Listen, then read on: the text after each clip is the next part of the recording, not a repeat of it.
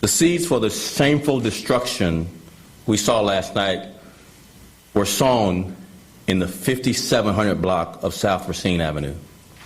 On Sunday afternoon, officers responded to a call of a man with a gun.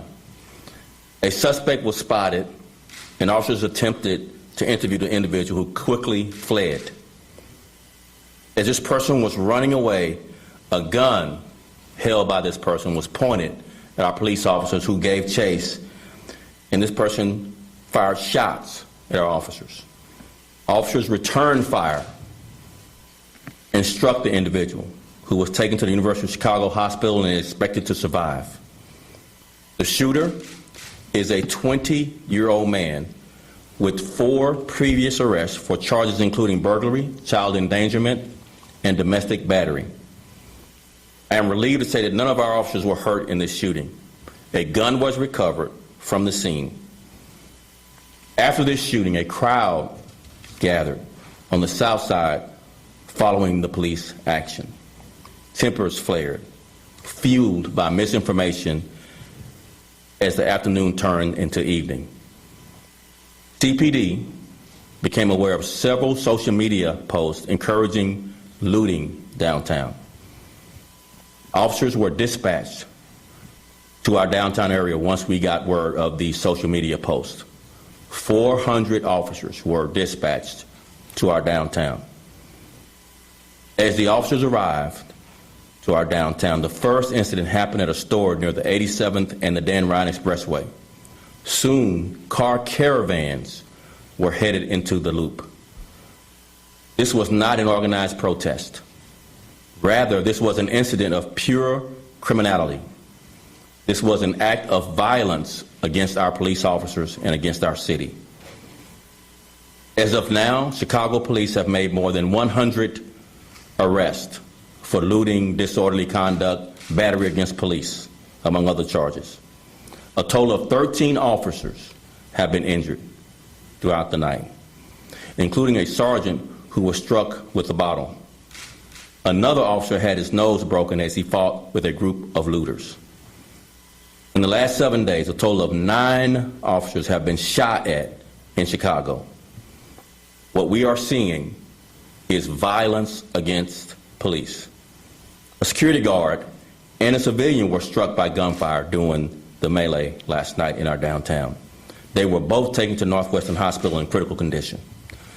5 guns were recovered during these incidents. In fact, CPD has recovered a total of 149 guns this weekend. Another 164 guns were handed in as part of a gun turn-in event on the west side. Gun arrests in this city are up 15% this year compared to 2019.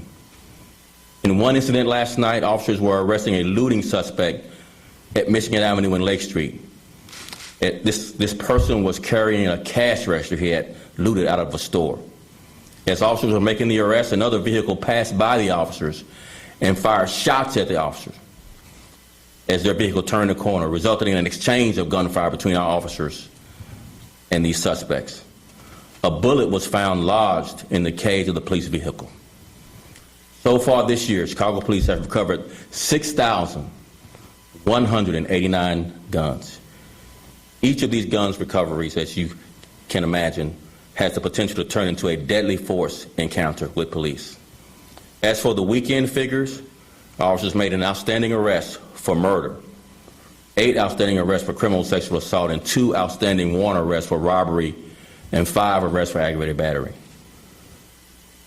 Friday through Sunday, 6 p.m. to 11:59, there were 31 shootings throughout the city, 3 of which were murders.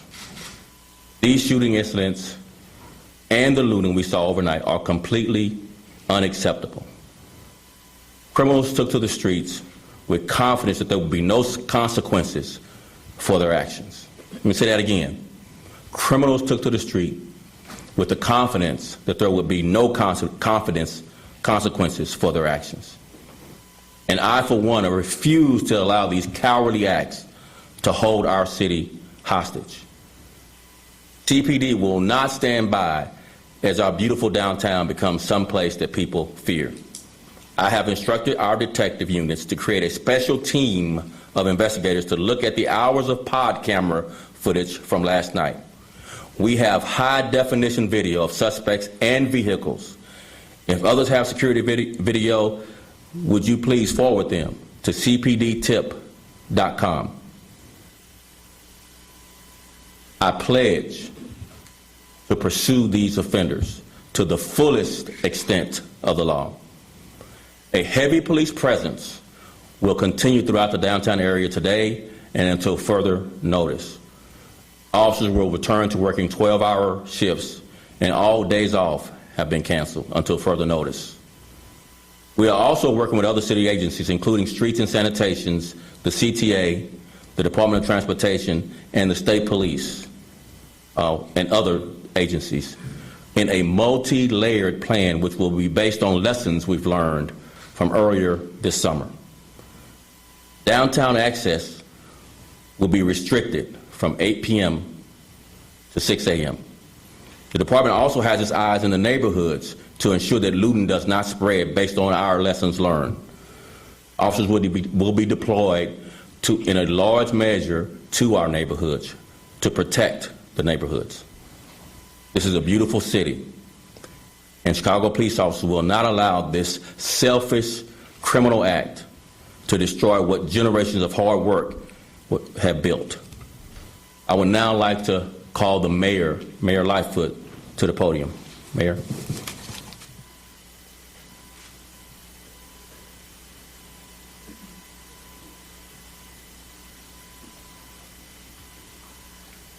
Good morning, everyone, and thank you, Superintendent.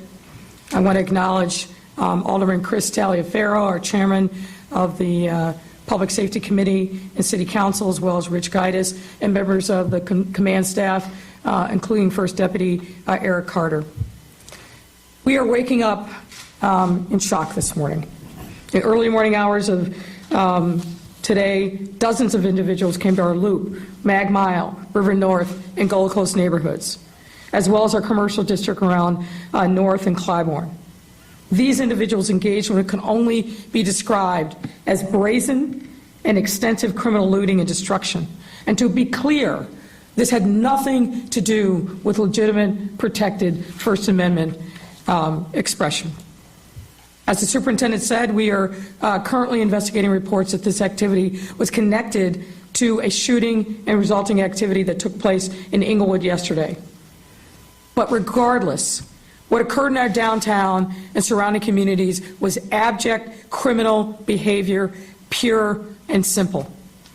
And there cannot be any excuse for it, period. This is not legitimate First Amendment protected speech. These were not poor people engaged in petty theft to feed themselves and their families. This was straight up felony criminal conduct. We have activated a neighborhood protection plan, as the superintendent alluded to, which involves city agencies like Streets and Sand, CDOT, Aviation, working coordination with the Chicago Police Department. These resources are being deployed throughout our city to protect our neighborhoods. And likewise, these measures will be in place for the foreseeing days until we know that our neighborhoods are safe. What happened in our city last night and this morning, of course, is deeply painful for every Chicagoan. As the superintendent said, this was an assault on our city. It undermines public safety and breeds a sense of insecurity among our residents. It also undermines our recovery efforts. These same stores that were hit last night were hit previously, not just by the looting, but by closures related to COVID-19. Stores that were targeted were more than just large chain stores. They were all small businesses and restaurants, representing our city's jobs and livelihoods, all of which were in the process of recovering or on the verge of recovering and getting back to work. And now this. I want to give my sincere thanks to the men and women of our police department for their professionalism throughout these very difficult times, not just last night. To our residents, I want you to make sure that we are doing everything that we can to secure your homes and stores and to allow you to return to your daily activities safely and securely. And to our businesses, we will continue our efforts working with you and redoubling our efforts to support you in your efforts to reopen and recover. And to those who engage in this criminal behavior, let's be clear. We are coming for you. We are already at work on finding you, and we intend to hold you accountable for your actions. I don't care. I do not care whatever justification was given for this. There is no justification for criminal behavior ever. You have no right to take and destroy the property of others. Our residents deserve to be safe. Our businesses deserve to understand and enjoy safety and security of their property and in their employees. And our police officers deserve to be able to do their job without having to worry about shots being fired, projectiles being thrown, and being maced. This is not anywhere near acceptable. And I call upon our state's attorney and our courts to make sure that these individuals who are arrested and those to come are held accountable. Put your best people on this. We have made the case. We have the video. We have the officer testimony. These people need to be held accountable and not cycled through the system. And judges that are holding these cases, you need to step up and be responsible. We can't continue to allow this to happen. And as the superintendent said, for people to believe that there is no accountability through our criminal justice system. No one wants to hold people in jail because they are poor. But people who engage in this kind of criminal activity, they need to be held accountable. And we can't do it alone. We need the prosecution and we need the courts to step up and do their part as well. And that is certainly my hope and my expectation. The gains that we have been able to make as a city through all these challenges, the pandemic, the righteous uprising in the wake of the murder of George Floyd, the other things that we have done to demonstrate that Chicago is back and resilient. We've been able to do this because we stood together, shoulder to shoulder, neighborhood to neighborhood, neighbor to neighbor. And we can't abandon that which has served us well over this most difficult time. But part of that means that we have to also step up in a time of challenge like this one and give no shelter to the criminals. You've heard me say this before. The people who are the shooters, as well as the people who are the looters. People in neighborhoods know who these folks are. This is your time to step up and demonstrate your allegiance and your loyalty to this city and report these people who are engaged in criminal activity. We cannot do this without you, and we need every single person with knowledge or information to step up. You can do that anonymously by calling the tip line, but we need people to step up. We are not going to let our city be taken over by criminals and vigilantes, no matter who they are, what they're doing. This is a time for us all to step up, and we will do just that.